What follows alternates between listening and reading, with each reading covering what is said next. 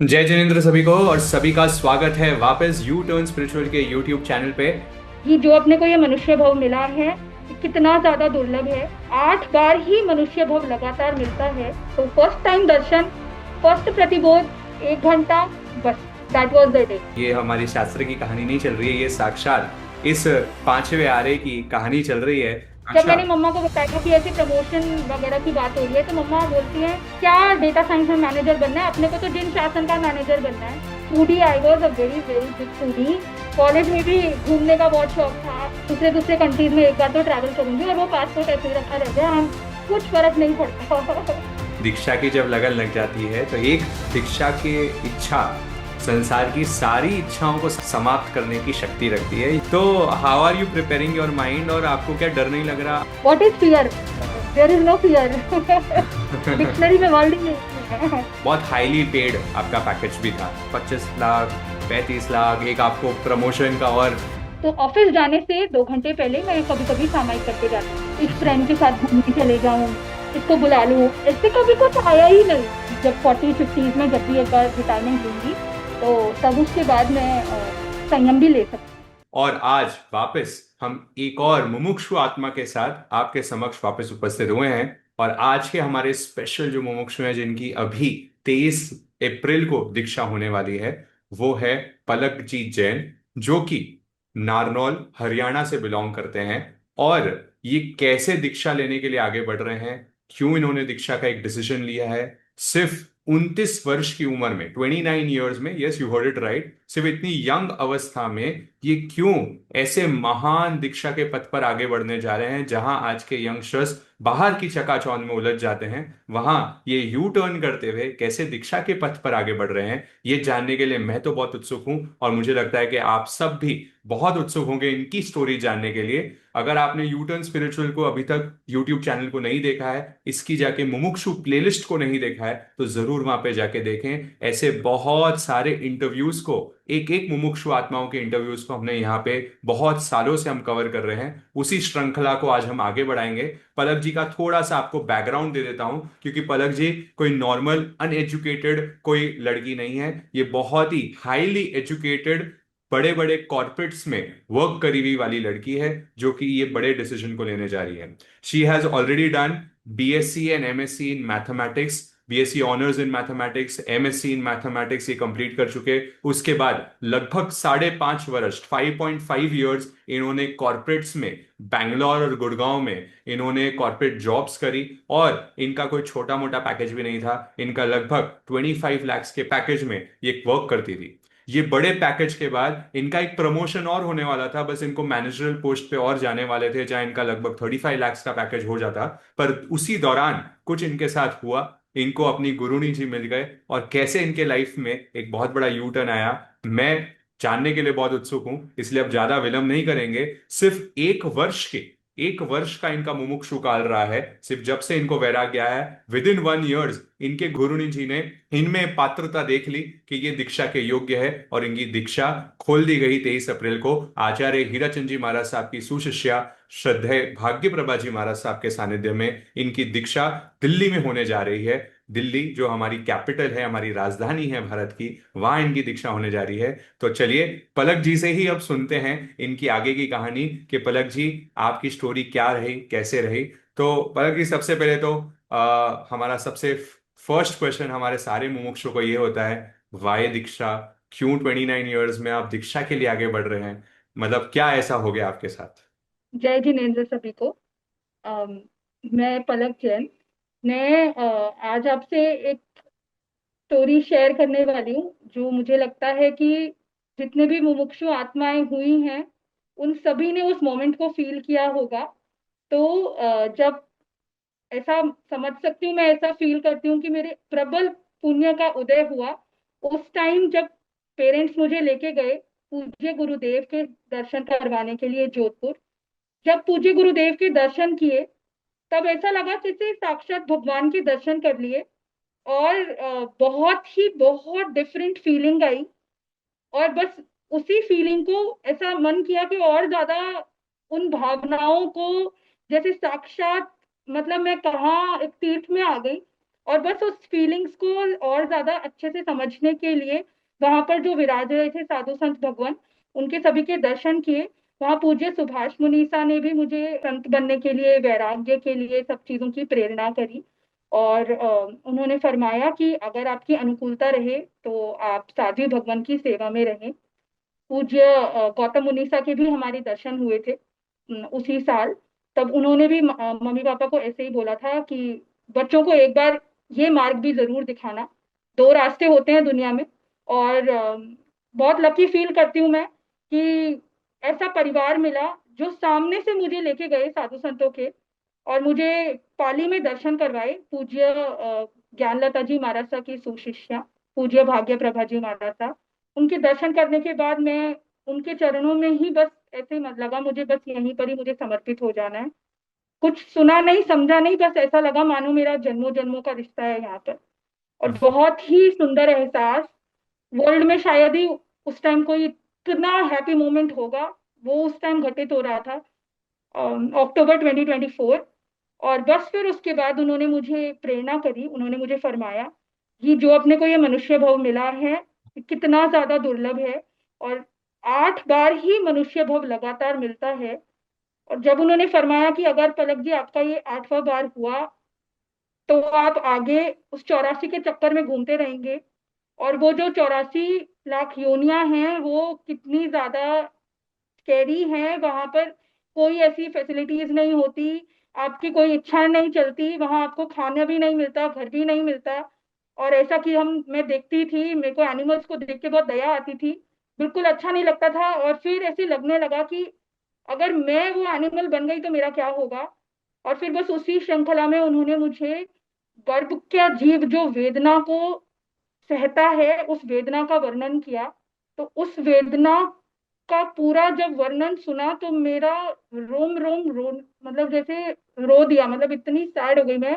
और ऐसे लगा कि बस इस वेदना को दोबारा सहन नहीं करना, दोबारा उस जन्म मरण को जीना नहीं है, क्योंकि अनंत भवों से तो इस वेदना को सहन करते हुए ही आ रहे हैं। और उस श्रृंखला को तोड़ने के लिए मोक्ष जाके ही ये जन्म मरण रुकेगा। और मोक्ष की प्राप्ति करने के लिए एकमात्र मार्ग संयम है। तो बस फिर देर क्यों करनी, जब ये भाव मिला है, जल्दी मोक्ष जाना है, जल्दी ही इन वेदनाओं से मतलब मुक्त हो जाना है। और एक और जो महाराज ने फरमाया कि आप अगर इस संसार में रहोगे तो आप अनंत जीवों को दुख देके रहोगे, क्योंकि आपका पाप निरंतर चलता रहेगा हर पल हर क्षण। और अगर आपको सभी जीवों को एक स्माइल देनी है, वो एक अभय दान देना है, तो आपके पास एक बहुत ही गोल्डन अपॉर्चुनिटी है, क्योंकि इस मनुष्य भाव में ही दीक्षा ले जा सकती है। सब चीजों के बाद उन्हीं की कृपा से 1 घंटे के प्रतिबोध में मेरा संकल्प हो गया कि मुझे दीक्षा ही लेनी है। तो फर्स्ट टाइम दर्शन, फर्स्ट प्रतिबोध, 1 घंटा, और बस दैट वाज द डे। क्या बात है। मतलब एक बार के दर्शन में जो हम शास्त्रों में कई बार कहानियां सुनते थे कि कहीं राजकुमार होते थे, कहीं राजाएं होते थे जो एक बार भगवान के दर्शन के लिए जाते और एक बार की गोदी में ही उनको जो है दीक्षा के लिए वैराग्य उनमें जग जाता। तो ये कोई शास्त्र की कहानी नहीं सुन रही है, ये हमारी शास्त्र की कहानी नहीं चल रही है, ये साक्षात इस 5वें आरे की कहानी चल रही है, जहां पे पलक जी इस आई वुड से इस एआई के वर्ल्ड में, इस डिजिटल वर्ल्ड में, इस जहाँ यंगस्टर्स सिर्फ पैसे के लिए अपने पूरे जीवन को आगे बढ़ा रहे हैं, वहां सिर्फ 1 घंटे के प्रतिबोध ने आपके जीवन की दिशा को बदल दिया, विच is something really really inspiring. और अभी इन्होंने पूरा डिस्क्रिप्शन हमें दिया कि कैसे पाली में इनको इनकी गुरु ने झिमेरी दी। पर इट इज अगेन, मेरे को अभी भी वो चीज़ डाइजेस्ट नहीं हो रही है पलक जी, तो मैं इसलिए इस पे और थोड़ा सा डिटेल्स आपसे जानना चाहूंगा। जरूर ये 1 घंटे का प्रतिबोध हमें लग रहा है, पर इसके पहले आपके जन्मों जन्मों की तपस्या जरूर साथ में होगी, जन्मों जन्मों के संस्कार जरूर साथ में होंगे, जिसकी वजह से ये 1 घंटे में आपको प्रतिबोध, नहीं तो हम जैसे लोगों को तो न जाने कितने प्रतिबोध मिल चुके, पर हम तो नहीं जगे। पर इस जन्म में भी क्या आपने ऐसा कुछ बचपन से किया, या आपका घर का वातावरण कैसा था, उस पे भी हमें थोड़ा सा और प्रकाश डालें। क्या वो धार्मिक संस्कार, या फिर आप धर्म में कितना इन्वॉल्व थे बचपन से, वो हमें बताने की कोशिश करें। You are absolutely right. जब हम लोग स्कूल में थे, छोटे थे, मतलब LKG UKG में भी थे, तब से ही मम्मी पापा ने हमें ऐसे वो सिखाया कि बच्चों, कोई भी साधु संत भगवान अगर स्थानक में आए हुए हैं तो स्कूल की बस आने से पहले इतना जल्दी रेडी होना है कि पहले स्थानक जाना है, और वहां पर जाकर जो भी नया पाठ आप सीख रहे हो उसकी गाथा लेकर आनी है, और उनका मंगलिक लेके आना है, और फिर स्कूल जाना है। तो हमारा ये रूटीन था। फर्स्ट सेकंड क्लास में मम्मा ने भक्तामर जी सिखाना स्टार्ट किया था, और लगभग उसी साल पूरा हो गया था। उसके बाद थोड़ा हमने आगम लर्न करना स्टार्ट किया था। तो बचपन से ही वो घर में एक संस्कार का माहौल रहा। दादाजी भी बहुत ज्यादा धर्म में थे, और उनका पूरा मतलब उनका नेचर कह लीजिए, जैसा अपने भगवान ने फरमाया है वैसा एक श्रावक धर्म उन्होंने पाला। दादी सा, नाना जी, नानी सा, सारे ही इतने, इतना ऐसा मुझे ब्लेस्ड फैमिली मिला। मैं ऐसा बोलूंगी कि जिन शासन की बहुत भक्ति करी, कि हम्म। जिन शासन ने मुझे इतना बड़ा गिफ्ट दिया, एक ऐसी फैमिली दी। और मम्मी पापा का मैंने जैसे आपको बताया ही, उनकी तो इच्छा थी कि बच्चे जिन शासन को समर्पित हो। जब अच्छा। मैंने मम्मा को बताया कि ऐसे प्रमोशन वगैरह की बात हो रही है, तो मम्मा बोलती हैं कि पलक बेटा, क्या डेटा साइंस में मैनेजर बनना है? अपने को तो जिन शासन का मैनेजर बनना है। और तो उसके बाद से मतलब हम कहीं भी गए, कॉलेज में गए, गुड़गांव गए, बेंगलोर गए, हमेशा जब भी थोड़ा सा भी फ्री टाइम मिलता, कोई भी लीव होती या वेकेशन टाइम होता, जो भी उस शहर में मंदिर होते, स्थानक होते, हमें मम्मा प्रेरणा करते रहती थी। इवन मेरी छोटी सिस्टर भी मुझे प्रेरणा करती थी कि पलक, वहां पर वो साथी भगवान आए हुए हैं, उनकी वाचनी सुनने जाना, उनके प्रवचन में चले जाना, और सामायिक जरूर करना। तो मतलब मैं थोड़ा सा कभी कभी कर जाती थी कि आज थोड़ा मन नहीं हो रहा, लेकिन उन सब ने मुझे इतना सपोर्ट, इतना पुश किया। ऐसा लगता है कि उन सब के संस्कार मेरे अंदर धीरे धीरे करके जाते जा रहे थे। और बस वो सारा माहौल हमेशा से था, और उसी माहौल की मैं बहुत थैंकफुल हूँ कि मैं इंडिया में इतनी मेरी ट्रैवलिंग रही, इतने सारी जगहों के एक्सपीरियंस रही, इतनी डिफरेंट डिफरेंट कम्युनिटीज के लोगों के साथ रहना हुआ। Still I was always connected with Jainism. और ऐसा हम्म। लगता था कि वो जैनिज्म मुझे प्रोटेक्ट करता था। हम्म। मुझे कभी भी उसने चेंज नहीं होने दिया। मैं बचपन से जैसा नेचर, जैसी ऑनेस्टी, जो प्योरिटी, मतलब जैसे अपने जैनिज्म की जो मोरल वैल्यूज हैं उन सबको जिया, हर जगह वैसे ही वैल्यूज को जिया। और उसमें डिफिकल्टी नहीं आई, गुरु कृपा से। और उसी हम्म। की वजह से वो सारी वैल्यूज जब मारासा ने एक डिफरेंट एंगल देके समझाई, तो I was able to relate, and बहुत क्विक डिसीजन हो गया कि दीक्षा ही लेनी है। Wow. So this was a culmination of a lot of factors जो बचपन से इनको मिले। एक पूरा एनवायरनमेंट वो पुण्यवानी से मिलता है, और ऐसा ही एनवायरनमेंट को एक पूरा परिवार ही ऐसा मिला विच वाज वेरी धार्मिक, वेरी स्पिरिचुअल। तो बचपन से वो एक सीड जो थी वो इनके अंदर प्लांट हो चुकी थी कि हाँ, धर्म कोई अच्छी चीज है। इसलिए हम कई बार जब ये मुमुक्षु के इंटरव्यूज लेते हैं तो सारे मुमुक्षु आत्माओं से भी ये निवेदन सभी ऑडियंस को आता है कि जरूर बचपन से वो बच्चों में एक सीड प्लांट करने का ड्यूटी हम सब पेरेंट्स और ग्रैंड पेरेंट्स का है, जहाँ बच्चों को कहीं ना कहीं स्थानक की दिशा को दिखाएं, मंदिर पे ले जाए, ताकि उनको ये रियलाइजेशन हो, हाँ समथिंग दिस इज गुड, ये अच्छी चीज है। अब वो आगे जाके कब वृक्ष बनेगा वो तो उनकी पुण्यवानी डिपेंड करेगी। और पलक जी के केस में वो पुण्यवानी इतनी प्रबल हो गई कि इनको जो है भाग्य प्रभा जी महाराज साहब में इनको एक बहुत बड़े अपनी गुरुनी मिल गई। पलक जी, आपका जो बचपन रहा है ना, आपने अभी कहा कि मैं बहुत सारी सिटीज भी घूमी हूँ, बहुत सारे कम्युनिटीज के साथ मेरा उठना बैठना रहा। तो आप बताएं कि मतलब क्या सिर्फ जॉब्स की वजह से आपको ट्रैवल करना पड़ा, या फिर बिकॉज ऑफ आपकी ट्रैवल करने की एक इच्छा, रुचि, क्या आपकी हॉबीज, आपकी क्या फेवरेट चीजें थी संसार में करने जैसी, और उनको आपने कैसे ओवरकम करा, क्योंकि अब ये जब निर्णय लेने जा रहे हैं तो उसको आपने कैसे ओवरकम करा वो भी आप हमें बताएं।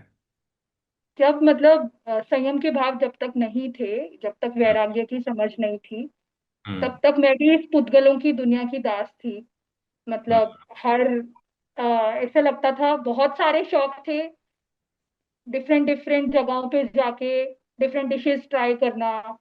गुड़गांव में रहते थे, बैंगलोर में थे, डिफरेंट रेस्टोरेंट्स में जाना, बहुत सारी ट्रैवलिंग, मतलब ऐसे घूमने का बहुत शौक था। तो फ्रेंड्स के साथ, फैमिली के साथ, कजिन्स के साथ बहुत सारी ट्रैवलिंग करी ऑल ओवर इंडिया। मतलब ट्रैक्स भी करे, और टेम्पल्स में भी गए, और मतलब हर टाइप की चीजें करी। बट अगेन इसमें एक बहुत ऐसा कहूंगी गुरु कृपा का मैजिक, जहां भी जाते थे वहां एक स्पिरिचुअल जगह जरूर मिल जाती थी। वहाँ स्पिरिचुअल। मतलब हम स्पिरिचुअल टेम्पल या कुछ भी ऐसे स्थानक, सामने से साधु संत आ रहे हैं। मतलब ऋषिकेश में भी हमें दिगंबर संतों के दर्शन हो गए, जो हमने कभी सोचा नहीं था। अच्छा, क्या चार बात है। पांच संतों के। हाँ। और कोंकण करके एक जगह है महाराष्ट्र में, उधर गए तो वहां शाम को जब हम अपने वहां जा रहे थे स्टे लोकेशन पर, तो रास्ते में हमें एक मंदिर मिल गया, और जहाँ भक्ति संध्या चल रही थी। तो पता नहीं ऐसे लगता था कि वो हमेशा ना एक चीज थी साथ में। हाँ। अगेन मेरे जितने भी ऑफिस में भी कलीग्स मिले, और फ्रेंड्स भी ऐसे। मेरे को बहुत शौक था, foodie, I was a very very big foodie. और बहुत सारी चीजों को में पर्टिकुलर थी कि ऐसे ही ये कलर्स के ड्रेसेस और ये सब वो सब तो थोड़ा तो था मुझे, है ना। हम्म। और कॉलेज में भी घूमने का बहुत शौक था। एंड फन फैक्ट, दिल्ली, ऐसे दिल्ली मुझे हार्ट बाय हार्ट पसंद वाले शहरों में से सबसे ज्यादा पसंद है दिल्ली। ओके। बिकॉज बचपन से घूमना रहा, आते जाते रहे, और हम्म। कॉलेज लाइफ यहीं रही। और फिर उसके बाद मास्टर्स में 2 इयर्स इंटरनेशनल हॉस्टल में रहे, जहाँ पर ओनली 20 इंडियंस थे, एंड रिमेनिंग 80 और 85 वो थे इंटरनेशनल स्टूडेंट्स। तो उनके साथ सब जगह से आते थे, जर्मनी, यूएस, इधर अपने जो नेबरिंग कंट्रीज है सबसे। तो सबके साथ ऐसे उठना बैठना रहा, बट हमेशा कोई ना कोई एक ऐसा फ्रेंड मिल जाता जो स्पिरिचुअलिटी से बहुत कनेक्टेड रहता था। तो ये कौन से कॉलेज में या आप थे? मेरे साथ, मैं उस टाइम में department of mathematics, Delhi university. तो दिल्ली। 2 इयर्स मेरा international students house for women, उसमें मेरा हॉस्टल रहा। हम्म। तो कैसा भी माहौल रहा, मतलब फिर बैंगलोर में भी डिफरेंट मतलब कम्युनिटीज थी, बिकॉज वहां पर पूरा प्रॉपर कॉर्पोरेट कल्चर है, राइट। और ऑल इंडिया से लोग आते हैं, और डिफरेंट कॉलेजेस से आते हैं, आईआईटीज, आईआईएम्स। तो सारे लोग थे मेरे ग्रुप में, सीएस भी थे, इकोनॉमिस्ट भी थे। बट अगेन ऐसा लगता था कि एक अंदर से ना कभी ये भावना नहीं जगी कि मैं उनके जैसे इन्फ्लुएंस हो जाऊं। हम्म। हमेशा खुद को जो एक बचपन से संस्कार मिले ना, उनको मैंने स्टिक करके रखा अपने साथ। हम्म। और कभी चेंज करने का मौका, मतलब कभी ऐसा लगा भी नहीं कि मेरे को उसको चेंज करना चाहिए। एंड कोई ऐसे फ्रेंड्स वगैरह मिले भी नहीं जो मुझे ऐसे चेंज करवा दे।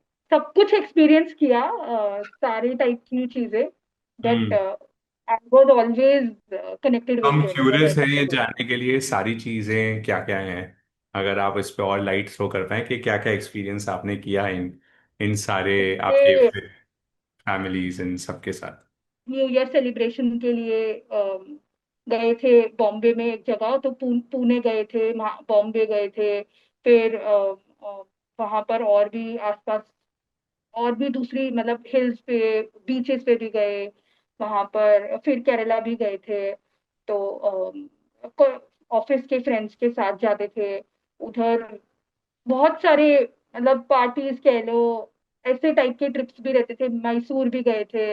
हम्म। एंड गुजरात में भी बहुत सारी जगह, अहमदाबाद, सूरत।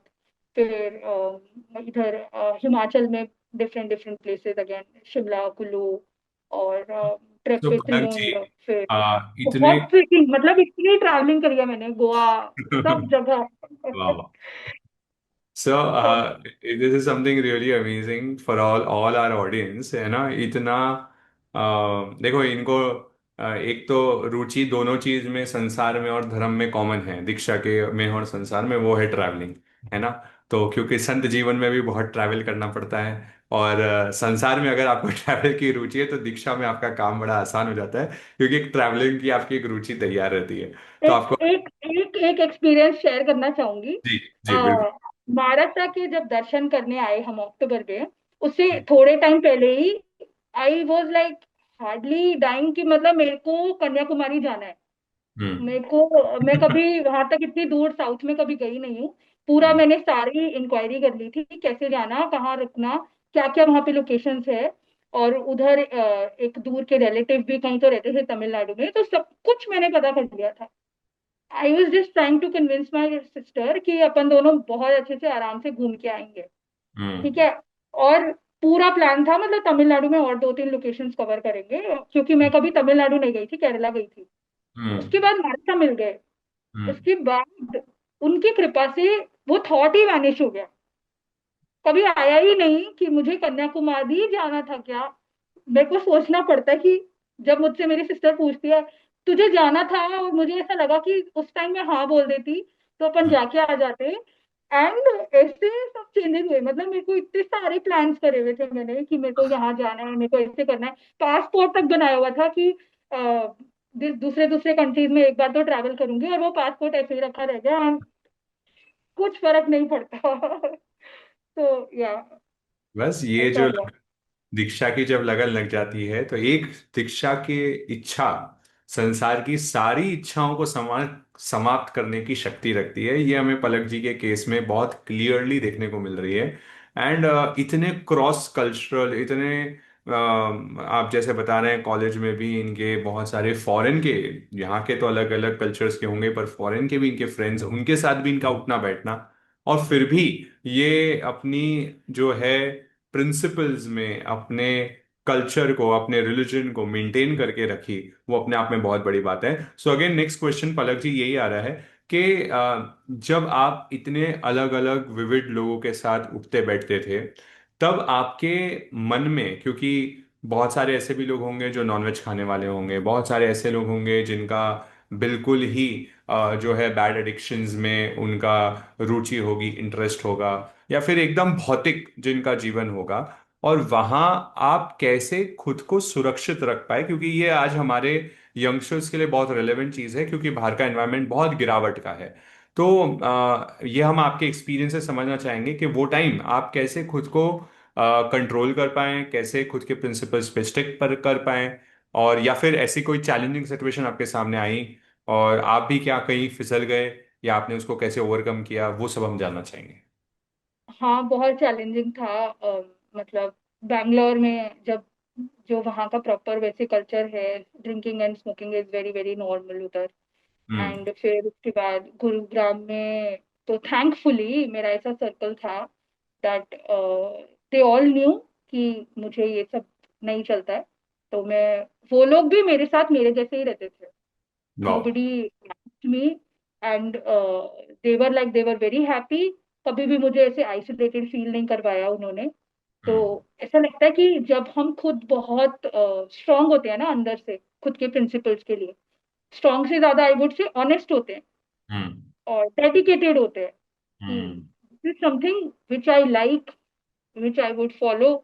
तो हम्म। फिर ना नेचर अपने आप वैसी ही सेट हो जाती है पूरी। हम्म। ऐसे ही लोग आपको सराउंडिंग्स में मिलते हैं हम्म। जो आपके अकॉर्डिंग ही चीजें करते हैं।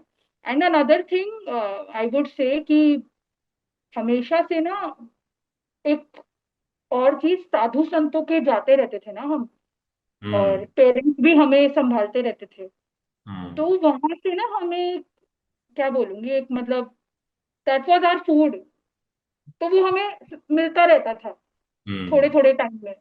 हम्म। तो कभी भी ऐसे अगर थॉट भी आ जाते थे ना, या कभी लगता था कि ठीक है कोई बात नहीं, इट्स नॉर्मल, हम्म। लेकिन खुद को नहीं करना या खुद को ये सब चीजों में नहीं जाना, वो चीजें हमें वहां से अगेन वो हमें पुल पुल बैक कर लेती थी हम्म। कि ये नहीं। तो फिर ऐसा लगता है कि इट्स ओके, मतलब भौतिक दुनिया है, लेकिन खुद को खुद के साथ आई वुड से बहुत ही डिसिप्लिन रहना चाहिए, ऑनेस्ट रहना चाहिए कि नहीं मेरे को ये नहीं करना है, this is wrong and what is right, उसकी सही इंफॉर्मेशन रखना। एंड उसके बाद खुद खुद को रिलेट करना कि अगर हमने ये चीज करी तो हमारा फ्यूचर गलत हो जाएगा। तो ऑल दोज थिंग्स, इसको बहुत इंफॉर्मेशनल, खुद के साथ बहुत सही रहना चाहिए, बिकॉज अदरवाइज क्या होगा, वी वुड रिग्रेट कि उस दिन वो नहीं किया होता तो हम थोड़ा अच्छा करियर बना लेते, अच्छे लोगों के साथ रहते, हेल्थ अच्छी रहती। एंड उससे भी बहुत ज्यादा अच्छी चीज, एक अच्छे इंसान बन जाते। और हो सकता है वैराग ही आ जाता है और संयम ले लेते। हाँ।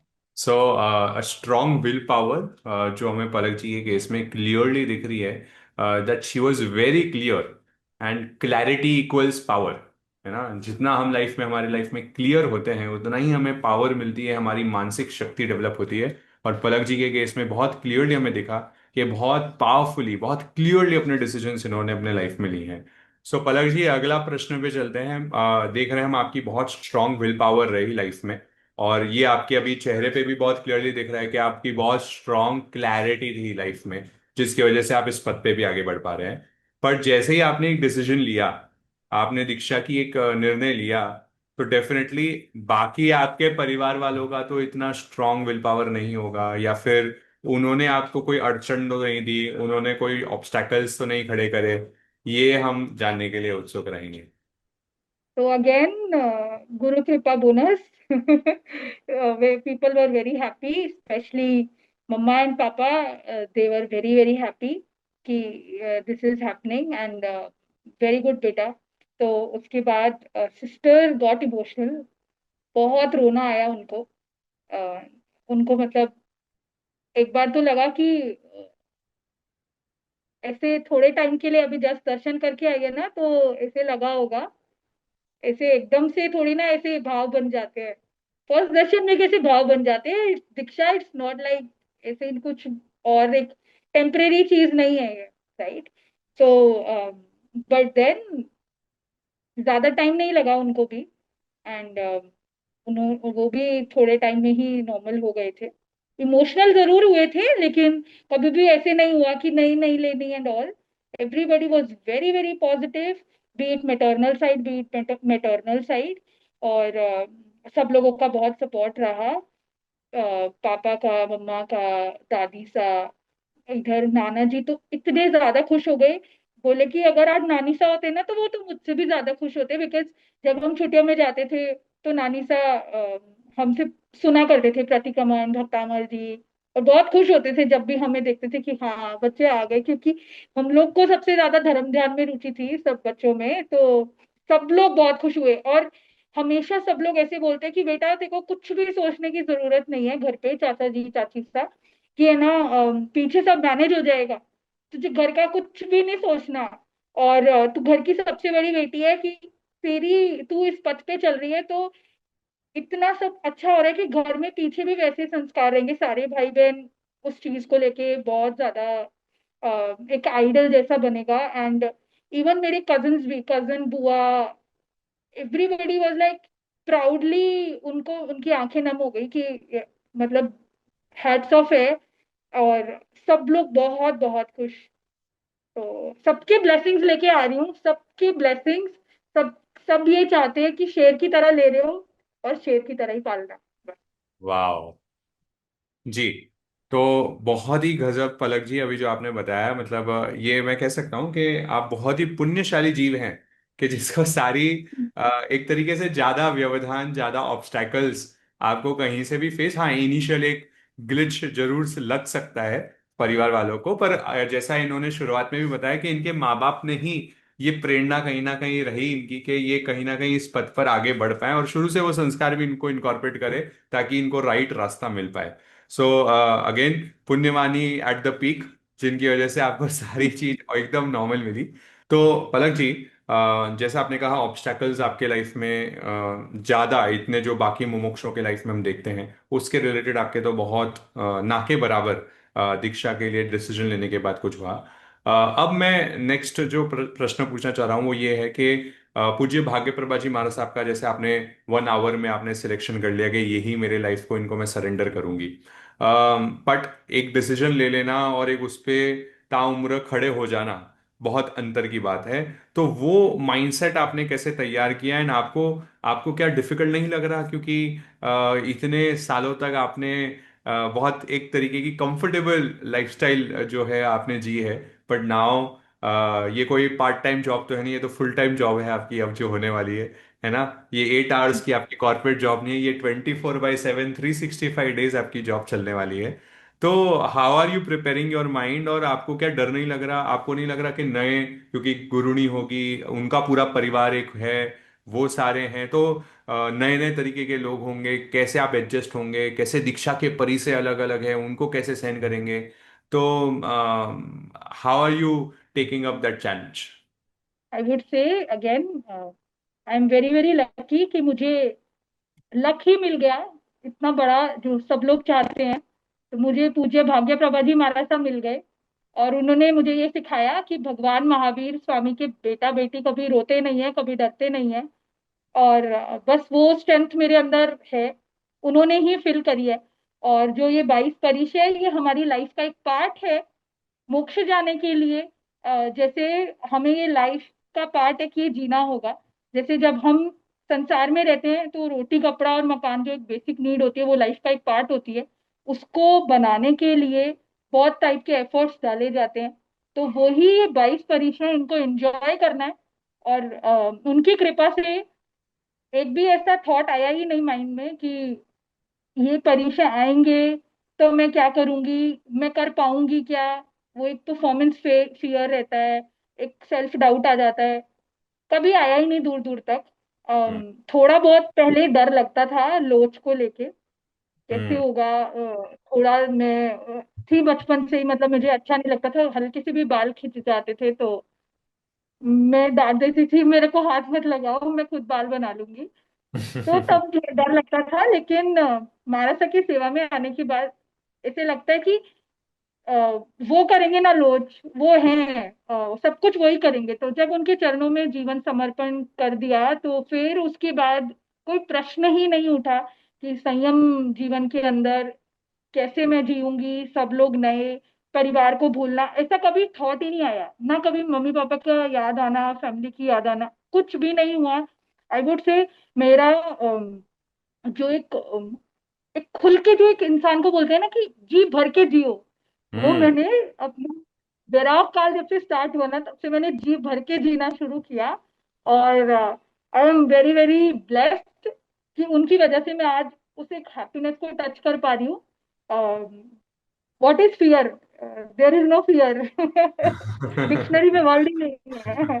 और कोई कुछ नहीं होता है, it's all a part of life.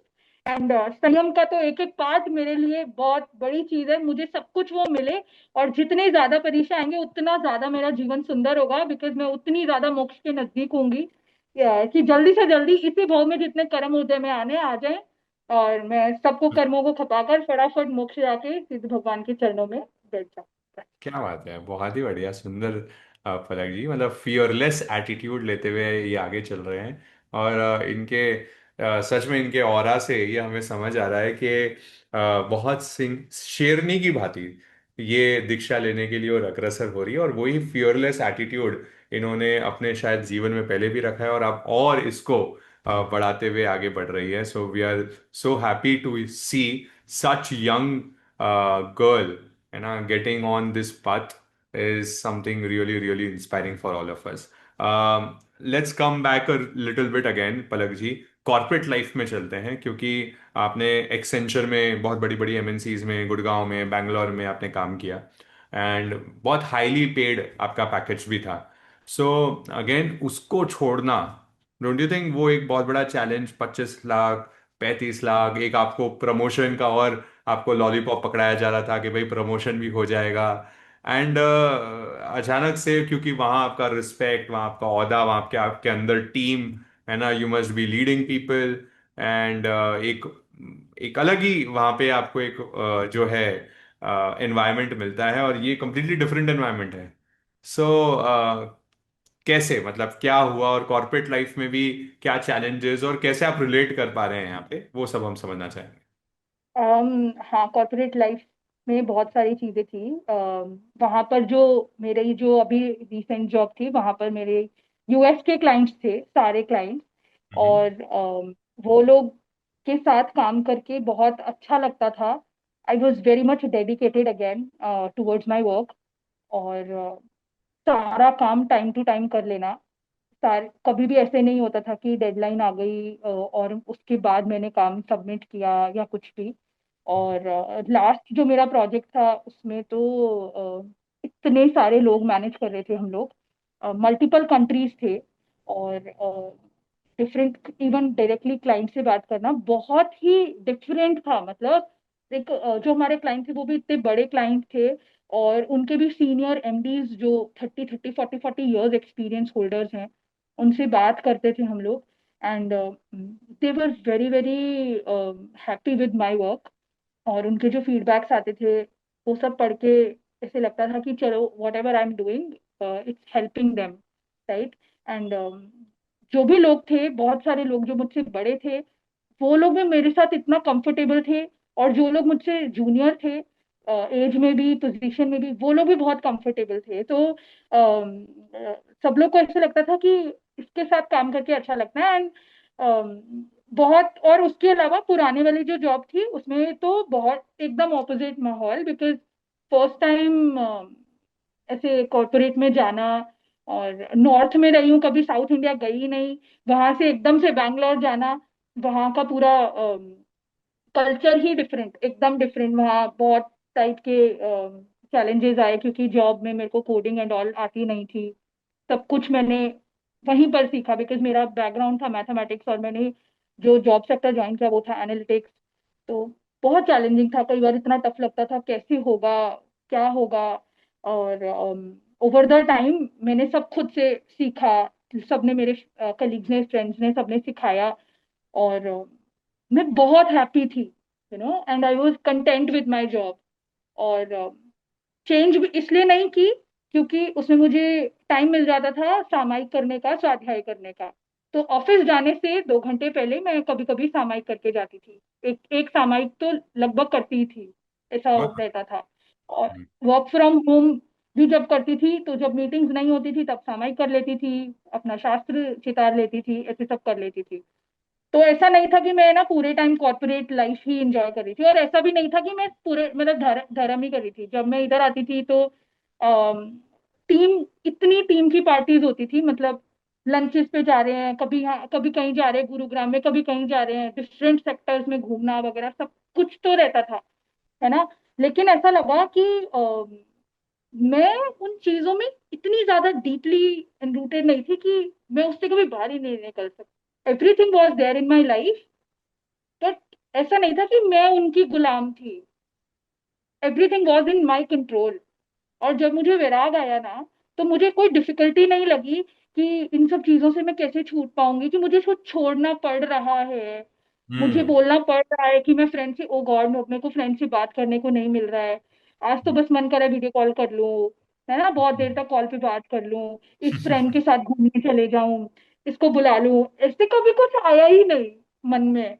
और एक अगेन गुरु कृपा, मेरे सारे जो भी कलीग्स, फ्रेंड्स जो भी थे, सब लोग इतने अंडरस्टैंडिंग थे, जब भी उनको पता चला तो they were very supportive, and they were very happy and proud कि whatever I am doing, तू जो कर रही है उसमें तू खुश है, तू समझ के कर रही है, and this is what which you wanted in your life, hmm. You always wanted something जिस, एंड तू वही करती है जो तुझे चाहिए होता है, जो तुझे खुशी देता है, और ये तुझे खुशी दे रहा है ना, तो तू आगे खूब और आगे बढ़ती जा।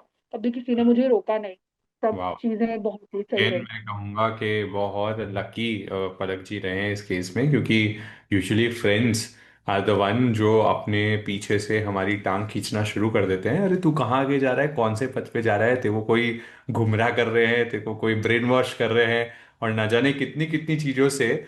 वो अगर कोई फ्रेंड इस पथ पे या धर्म में भी थोड़ा आगे बढ़ने लगता है तो उसकी मज़े लेने में सबसे ज़्यादा हमारे फ्रेंड्स आगे रहते हैं। बट पलक जी के केस में अगेन वेरी सपोर्टिव फ्रेंड्स, जैसा है कह रहे हैं, इन्होंने इनको बहुत हेल्प किया। इनके कॉर्पोरेट कल्चर में भी ये अपना समय निकाल, so this was before Diksha also, before the वैराग्य भावना ऑल्सो, जहां आप सामायिक और स्वाध्याय में इंटरेस्ट रखते थे मतलब। हाँ, मतलब उतना ज्यादा फ्रीक्वेंट नहीं करती थी, हाँ। लेकिन कभी कभी तो मैं कर लेती थी। ऐसे नहीं था कि मैं बिल्कुल ही जीरो से ही किया। हम्म। मतलब ऐसा रहता था कि मीटिंग थोड़ी बाद में, मतलब अकॉर्डिंगली शिफ्ट कर लूंगी कि महाराज साहब पधारने वाले हैं घर पे, तो हम्म। भावना भाते हैं पहले, गोचरी बहराएंगे, फिर उसके बाद मीटिंग अटेंड कर लेंगे। तो हम्म। मैं अपना पूरा दिन ऐसे ही प्लान करती थी कि बीच में दोपहर में टाइम मिल गया तो 1 घंटा चले गए, वांछनी सुन के वापस आ गए स्थानक से घर पे। हम्म, उसके हम्म, बाद ऑफिस का काम कंटिन्यू कर लिया। तो हम्म, पर ऐसा भी नहीं करती थी कि है ना किसी भी एक्टिविटी की वजह से दूसरी चीज इम्पैक्ट हो रही है। अवॉइड हो। तो एवरीथिंग वाज बैलेंस्ड, ऐसा हमेशा से सिखाया मम्मा पापा ने। बहुत बढ़िया पलक जी। पलक जी, एक और जो बहुत रेलेवेंट क्वेश्चन है, क्योंकि आपकी एज, जब आपको वैराग्य भी आया, आप कहे 2024 में आपको वैराग्य आया, तो लगभग आप वो टाइम भी 27 साल के थे। तो डेफिनेटली 27 साल के पहले शादी का प्रेशर एक लड़की की उम्र में बहुत आना स्वाभाविक है। रिश्ते देखना शुरू हो जाते हैं, कई चीजें हो जाती है, और एक लड़की के मन में भी एक नेचुरल एक इच्छा हो जाती है कि चलो मुझे भी सेटल डाउन होना है, बिकॉज शादी की एज आ चुकी है। सो क्या वो इच्छा ही आपको कभी नहीं आई, या आई और आपने अब उसको ओवरकम करी है? वो भी हम समझने की कोशिश करेंगे। ठीक है, हाँ शादी एंड ऑल की चीजें रहती है, बिकॉज यही सोसाइटी का तरीका है। सोसाइटी में एक एज के बाद सबको सेटल होना होता है, शादी हम्म, होती है। But hmm, again I am blessed because I belong to Jain society, जहाँ दो रास्ते होते हैं, संयम और शादी। तो पेरेंट्स ने दो रास्ते दिखाए, और उसके उस संयम के भाव आने से पहले ऐसा था कि मतलब थोड़ा देख तो रहे थे घर पे।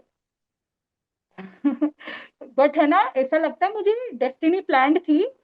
जो भी कुछ लोगों से कॉन्वर्सेशन हुई, मैसेज पे या कॉल पे, तो मैंने उन लोगों को जो अपना लाइफस्टाइल बताया और अपना थॉट प्रोसेस बताया, उसमें हमेशा अपना एक स्पिरिचुअल चीजें भी हमेशा सामने रखी।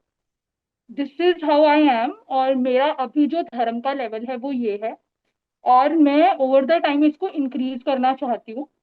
एंड आई वॉज लाइक, मुझे अपना जॉब बहुत पसंद था, मैं वर्क भी साथ साथ कंटिन्यू करूंगी, राइट।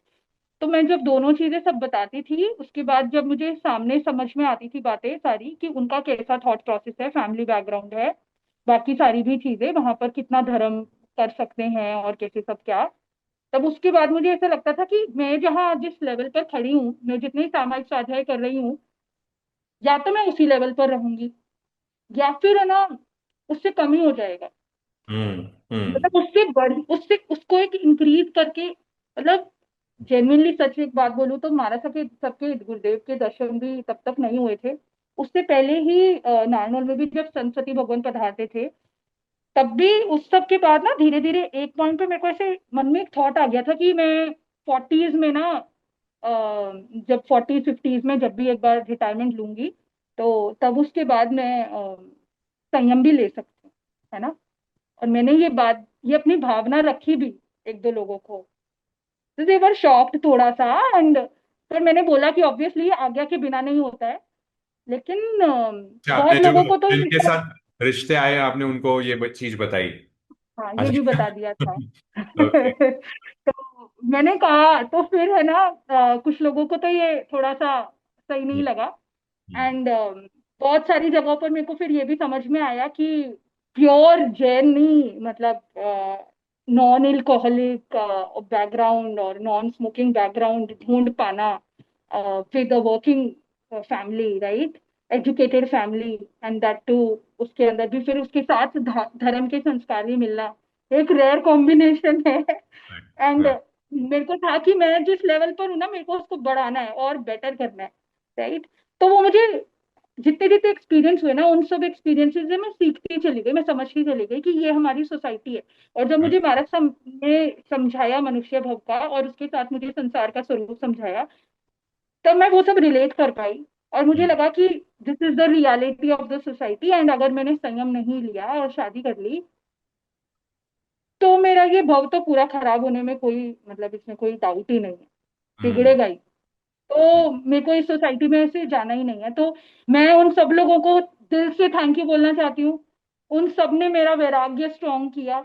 इतना अच्छे अच्छे निमित्त मिले मुझे कि है ना, वो सब निमित्त मिल मिल के जब हमारा सबके फाइनली दर्शन हुए ना, उस सब ने मेरे अंदर एक वो एनर्जी पावर फिल कर दी। वो सब लोग नहीं मिलते ना लाइफ में। कॉलेज में भी जो भी लोग मिले, है ना, जितने भी सारे, उन सबको दिल से थैंक यू, सबने जो एक्सपीरियंसेस दिए। मेरा वैराग्य स्ट्रॉन्ग करने में उन्होंने बहुत मेजर रोल प्ले किया है। एंड आज मैं कॉन्फिडेंटली बोल सकती हूँ कि ये इतना बड़ा गिफ्ट इन सब लोगों ने जो मुझे मिलके दिया है ना, इस गिफ्ट को मैं हमेशा बहुत संभाल के रखने वाली ओके। हूँ। सो जी देखिए, बहुत रेलेवेंट थिंग्स आ रही है, क्योंकि इस एज की लड़कियां जब ये पद पे जाती है, बहुत सारे तो शायद 18-19 में इस डिसीजन ले लेते हैं, पर जब ये 28-29 वाले एज में कोई यदि डिसीजन लेने जा रहा है, तो ये बैक में शादी के रिश्ते एक्सेट्रा, ये सब कहानियां बहुत आ जाती है। तो मैं यही इंसाइट चाह रहा था। और ये जो भी ऐसी लड़कियां हैं जो अभी भी जिनकी अभी शादी नहीं हो रही है ना, या फिर बीच में अभी ये रिश्तों की बातें चल रही है, और मन में कहीं ना कहीं वो बीज अभी भी वैराग्य का है ना, जैसे इन्होंने भी कहा, वो बीज तो इनके कहीं ना कहीं था, बस वो प्रस्फुटित पूज्य भागवत बाबा जी महाराज साहब के जाते ही वो बाहर निकल के आ गया, पूरा अच्छे से निकल के आ गया। तो ऐसी अगर कोई लड़कियां जो हमारा ये आज का इंटरव्यू सुन रही है पलक जी का, तो आपके लिए अभी भी चांस है कि आप ऐसी कोई ना कोई राइट गुरुनी के चरणों में पहुंच जाओ। हो सके तो दिल्ली पहुंच जाइए 23 अप्रैल को, और साक्षात अनुभव करें कि कैसे दीक्षा का माहौल होता है। क्योंकि कहीं स्टोरीज में हमने भी देखा, जब दीक्षा का माहौल देखते हैं, तो वो भी एक बहुत बड़ा इंस्पायरिंग चीज हो जाता है दीक्षा के पथ पे आगे बढ़ने के लिए। तो बहुत ही अमेजिंग इनकी स्टोरी, मतलब आई वुड से आज की मॉडर्न लड़की, आज की मॉडर्न एक युवा, एक यंगस्टर कैसे अमेजिंग तरीके से और बहुत ही लॉजिकली, बहुत ही समझ पूर्वक दीक्षा लेने के लिए आगे बढ़ रही है, ना किसी के बहकावे में, ना किसी के इन्फ्लुएंस में, ना किसी के डर में आगे दीक्षा लेने जा रही है। So which is something really really really amazing. आगे पलक जी हम जानना चाहेंगे आचार्य हीरक चंद जी महाराज साहब के बारे में। आपने शुरुआत में भी कहा कि उनके आपने शुरुआत में दर्शन करे जोधपुर में। मैं उनके बारे में आपको और पूछना चाहूंगा, क्या उनसे आपको एक लाइफ लेसन मिला, क्या उनका आपके जीवन में उपकार रहा, उसके बारे में भी थोड़ा सा प्रकाश डालें। जब गुरुदेव के दर्शन किए, तब उस टाइम जब उनको मैंने अप्रमत्तता देखी जो उनके जीवन में, उनके हाथ में हमेशा स्वाध्याय माला देखी, तब ऐसा लगता कि मतलब पूज्य आचार्य भगवान जैसे इतने बड़े आचार्य हैं और इनको कई बार इतनी असाता रहती हैं, और तब भी वो इतनी अप्रमत्ता से दिन भर इतने दर्शनार्थी आते हैं, इतने सब लोग आते हैं, तो भी एकाग्रता से बिना सहारा लगा के जिस लेवल पर वो स्वाध्याय करते हैं, और बहुत कम शब्द बोल फरमाते हैं वो, क्योंकि अब उनकी एज भी काफी हो गई है, 85+। तो लेकिन वो जितना भी फरमाते हैं वो सब इतना सारगर्भित होता है। मुझे भी ऐसे ही उन्होंने फरमाया था हमेशा, अप्रमत्त जीवन जीना है और हम्म। स्वाध्याय में रमना है। और जो मैंने ऐसा लगा कि जब मैं अभी मेरी दीक्षा खुली उसके बाद जब दर्शन करने गई, तो उनके जो उनका चेहरा, इतना ऑरा जो उनका मैंने देखा, इतनी खुशी से, इतना गर्व उनको महसूस हो रहा था। ऐसे हम्म। लगा कि मैंने मतलब क्या कुछ ऐसा कर दिया कि हाँ, पूज्य आचार्य भगवत इतने खुश हैं और हम्म। इतनी अच्छी उन्होंने इतनी ब्लेसिंग्स दी। लेकिन हमेशा उन्होंने एक चीज सिखाई, निभना और निभाना। हम्म। हमेशा लाइफ में ये सूत्र ध्यान रखना, खुद को इतना एडजस्टिव बनाना है कि खुद किसी के लिए कभी भी प्रॉब्लम ना बने, और खुद ऐसा जीवन जीना है कि सामने वाले को लगे कि हाँ, इस व्यक्ति के अंदर ऐसी इनका नेचर है जिससे हमें सीखने को कुछ मिलता है। तो ये दोनों चीजें, अप्रमत्तता जो मुझे अपनी लाइफ में हमेशा रखनी है, चाहे कितनी भी मेरी उम्र हो जाए, हम्म। स्वाध्याय से कभी भी अपना मन दूर नहीं करना। समाज में जितनी भी और भी जितनी भी चीजें चल रही हैं, चाहे किसी को भी कुछ भी लग रहा है, हमेशा खुद को जिन वाणी में रमाना है और हम्म। खुद का जीवन वैसा वैसा और ज्यादा भगवान की आज्ञाओं के अनुरूप बनाते चले जाना है। गुरु आज्ञा में रहना ही है, बस निपटे रहना है और निभाते रहना और भावी आचार्य श्री के साथ भी आपका उनकी भी कृपा आपको अवश्य मिली होगी, है। हाँ, उनसे भी। भाभी हाँ। भाभी आचार्य प्रवर ने ऐसा फरमाया हमेशा कि जो ये विनय का गुण है, इसको जीवन में इतना इतना अंदर तक घटित करना है अपने जीवन में। गुरु गुरु आपको जो भी कहेंगे, आपको उस बात का मतलब ऐसे पालन करना है कि बस गुरु ने कह दिया कि बोलो तो बोलो, रुको तो रुको। गुरु आज्ञा को बहुत सुंदर तरीके से अपने जीवन में पालन करना है। और गुरुदेव ने इतना उपकार कर दिया, इस संघ के अंदर अपने को शरण दे दी, तो गुरुदेव को हमेशा याद रखना है। गुरुदेव अपने भगवान जैसे हैं। भावी आचार्य प्रवर ने जो और विनय का जो पाठ पढ़ाया, मतलब भगवान ने ये भी जरूर फरमाया, अपन ने जो शास्त्र लर्न किए हैं उन शास्त्रों को अर्थ सहित अपने जीवन में घटित करना है। सिर्फ हम्म। अपने को ज्ञान ध्यान में आगे बढ़ रहे हैं, उसके साथ साथ उन चीजों को अपने जीवन में ऐसे रमाना है कि अपना जीवन उस आगम को दर्शाए। बहुत ये बढ़िया। सब चीज। पलक जी, आपके परिवार में एक आपकी छोटी बहन भी है, मम्मी पापा दादा दादी है। छोटी बहन के लिए तो एक आदर्श जैसे बड़ी बहन होती है। तो उनके उनके साथ भी ऐसे कोई एक्सपीरियंस जो आप हमारी ऑडियंस के साथ शेयर करना चाहेंगे, which is actually really memorising और जो आपको अभी भी टच करता हो? तो एक एक्सपीरियंस रहा छोटी बहन के साथ, मार्च 2024। तब उस टाइम ऐसा रहा कि मारासा विराज रहे थे गुड़गांव में, और मुझे पता ही नहीं था। पूज्य करुणा जी मारासा। तो उस टाइम मेरा वीकेंड था और मैं बहुत बोर हो रही थी। तब मैंने पूछा घर वालों से कि कुछ बता दो क्या करना चाहिए, मेरे को मन नहीं लग रहा है, और ऐसे सब ऐसे ही सिस्टर से पूछ लिया। तब वो बोले कि महाराष्ट्र के दर्शन करके आ सकती है, डेफिनेटली पास के नजदीक में ही सेक्टर में है। और सारी उन्होंने डिटेल्स भी निकाल ली थोड़ी देर में, एड्रेस वगैरह सब कुछ, इनसे कांटेक्ट करके यहाँ पर चले जाना। तो मेरा तो ज्यादा कुछ मन नहीं बना, मैंने कहा अरे कुछ और नहीं बताओगे क्या इंटरेस्टिंग, मतलब मेरा अभी मूड नहीं है। लेकिन उन्होंने जैसे तैसे करके मेरा मन बनवा दिया। मैंने कहा ठीक है, करके आ जाऊंगी दर्शन। और दर्शन करने गई, बोले एक समाई करके ही आ जाना। वहां मैं गई, ऐसा लगा इतना वेलकमिंग, महाराष्ट्र जैसे तो मेरा वेट ही कर रहे थे। और इतने खुश हुए सब साध्वी भगवान। और फिर उसके बाद महाराष्ट्र ने, एक्चुअली वो उससे पहले नारनौल पधार के ही गए थे थोड़े, हम्म। मतलब तो वो जानते थे, परिचित थे। तो फिर उसके बाद हम जब वापस आ गए तो आने से पहले महाराष्ट्र फरमाए कल सुबह इसी सोसाइटी में प्रवचन है, तू आना। तब मैंने कहा ठीक है महाराष्ट्र, बिल्कुल। पता नहीं अंदर से आवाज आई जरूर जाऊंगी प्रवचन में। जो इंसान दर्शन करने का मन नहीं कर रहा, अगले दिन के प्रवचन का मन बन गया। हम्म। और अगले दिन बहन को नारनौल से दिल्ली आना है, और वो फ्लैट के बाहर बेल बजा रही है, और मैं ट्रैफिक में फंसी हुई हूँ, क्योंकि मैंने घर पे किसी को नहीं बताया कि ना मैं महाराजा के दर्शन करने गई हुई हूँ, वही प्रवचन सुनने गई हूँ, क्योंकि मुझे डर लग गया। मैंने कहा ये लोग शॉक हो जाएंगे कि ऐसे कैसे। तो जब मैं वापस आ गई सब हो गया। और मतलब 10-15 मिनट वो खड़ी रही बाहर, मैंने उसको कुछ नहीं बोला कि मैं कहाँ हूँ क्या कर रही हूँ। वापस आने के बाद सब नॉर्मल, मैंने फिर भी नहीं बताया। जब शाम को हम लोग डिनर वगैरह हो गया उसके बाद बैठे थे, तब मैंने उसको बताया, और वो इतनी सरप्राइज हो गई। एंड शी फील्स की पलक, कहीं ना कहीं तेरी जर्नी है ना उसी दिन शुरू हो गई थी, जिस दिन ऐसी गुरु कृपा तेरे पे बरस गई कि तू सामने से ही प्रवचन सुनने चली गई।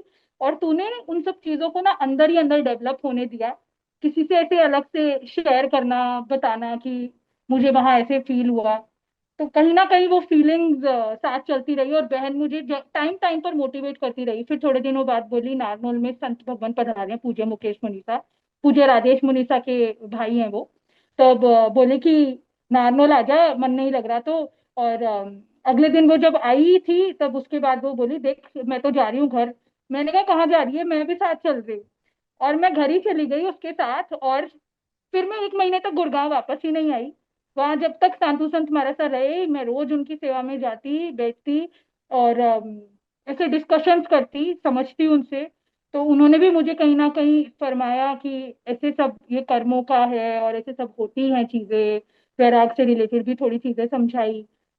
तो वो पूरा पीरियड बहुत ही सुंदर रहा, जिसमें बहन ने स्टार्ट किया और पेरेंट्स ने भी बहुत सपोर्ट किया। वाह। कल्याण मित्र में आपको अपनी बहन अवश्य मिली है, जो आपको कहीं ना कहीं मोटिवेट करते रहे कि साधु संतों के दर्शन वीकेंड्स पे भी जाके करते रहो, जॉब के लाइफ में भी। बट अगेन मेरा एक नेक्स्ट क्वेश्चन पलक जी ये आ रहा है कि आपने आपके लाइफ में बहुत सारे साधु संतों के दर्शन करे हैं, है ना, क्योंकि आपके घर के आसपास भी साधु संतों का सहयोग आपको मिलता रहा, बाहर में भी आपने करे हैं, और उनके साथ आपने बहुत सारे घंटों ही डिस्कशंस भी करे हैं। फिर why out of all of them you chose Bhagya Prabha जी महाराज साहब एज योर गुरुनी, और वो 1 आवर में जो उन्होंने आपको इंस्पायर करा, और फिर बाद में भी आपने उनके लाइफ को देखा, तो ऐसा क्या आपको डिफरेंट इनमें लगा जिसकी वजह से आपका और उनका एक कनेक्शन एस्टेब्लिश हुआ और आपने वो डिसीजन लिया कि मेरे को इनके साथ ही अपनी पूरी लाइफ बितानी है आगे? ऐसा बोलूंगी कि मानसा एक ब्लेस्ड सोल है। She is very rare. और जब मैंने उनके दर्शन किए, उनके दर्शन करते ही, जैसे ही मैंने उनके दर्शन किए, सडनली मेरी आंखें बहुत नम हो गई और अंदर से आवाज आने लगी, yes she is the one, she is the one, she is the one.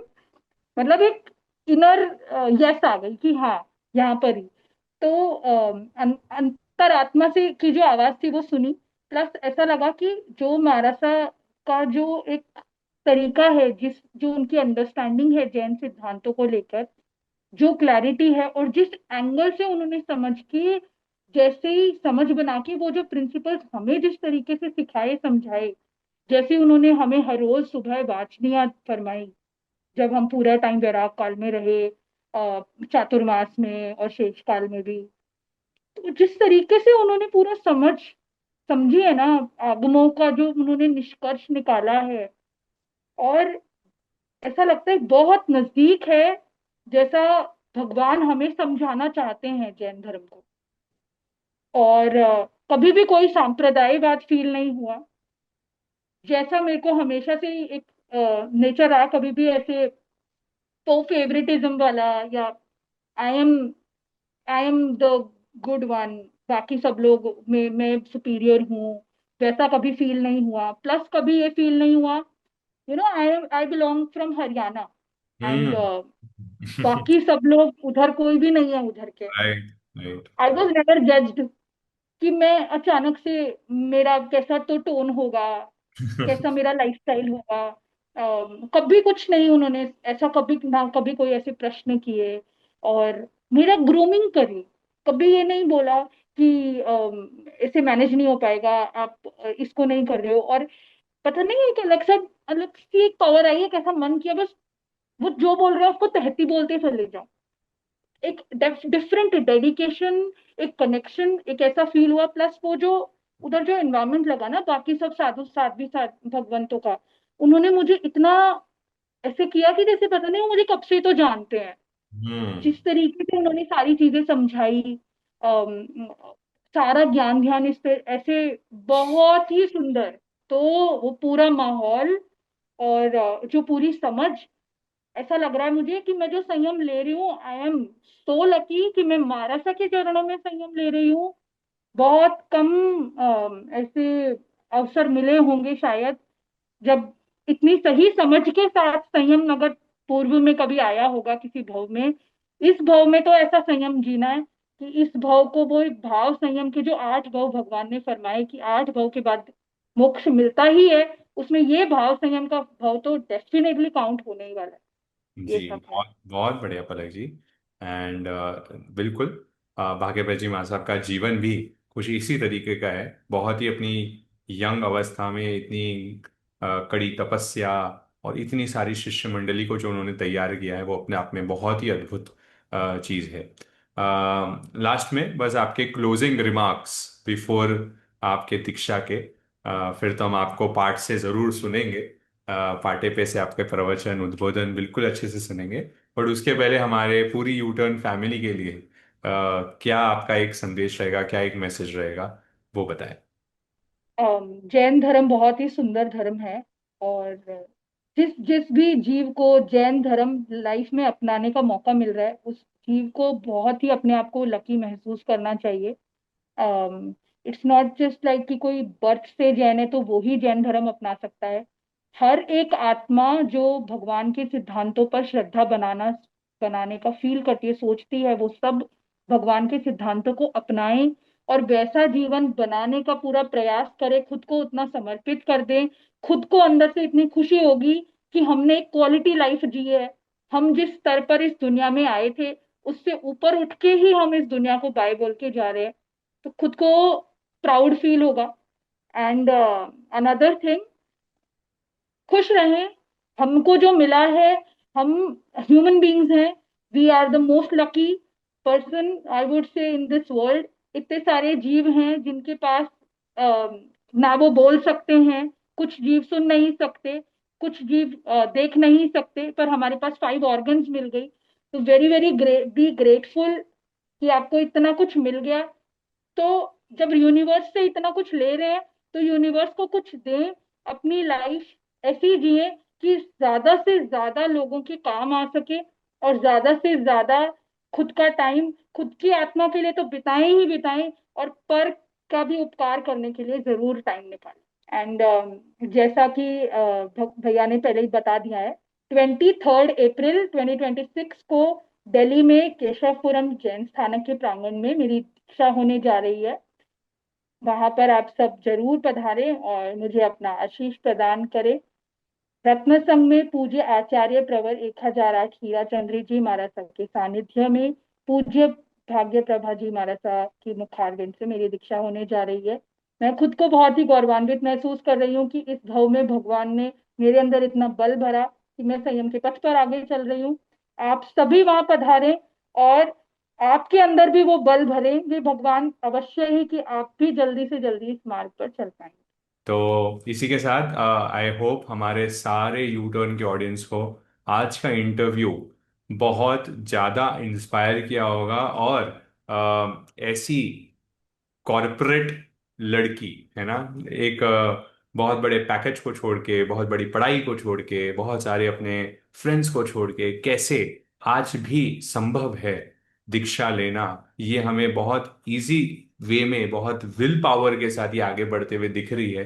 तो बहुत बहुत अनुमोदना है पलक जी आपकी, और बहुत बहुत शुभकामनाएं हैं आपको पूरे हमारे जो जो व्यूअर्स हैं सबकी ओर से, कि आप ऐसे ही दीक्षा की जो आपने डिसीजन लिया उसमें और आगे बढ़ते हुए आप बहुत अच्छे से बहुत अपना सुंदर जीवन जिएंगे, यही हम सबकी शुभकामना है। तो ऐसे ही और भी आगे ऐसे बहुत सारे इंटरव्यूज को और बहुत सारे वीडियोस को हमारे चैनल पे देखने के लिए आप हमारे चैनल को सब्सक्राइब जरूर करके रहें। कमेंट जरूर करें कि आपको आज का ये इंटरव्यू कैसा लगा, तो ताकि बाकी लोगों को भी एक इंस्पिरेशन मिलेगी इस वीडियो को देखने के लिए, और ये ज्यादा से ज्यादा पलक जी की स्टोरी हर घर तक पहुंचाएं। क्या मालूम कौन सी लड़की इनकी स्टोरी देख के, कौन सा लड़का इनकी स्टोरी देख के जग जाए, इस निमित्त से भी वो आगे बढ़ जाए, तो हमारा तो जीवन, हमारा तो ये शेयर करना भी सफल हो पाएगा।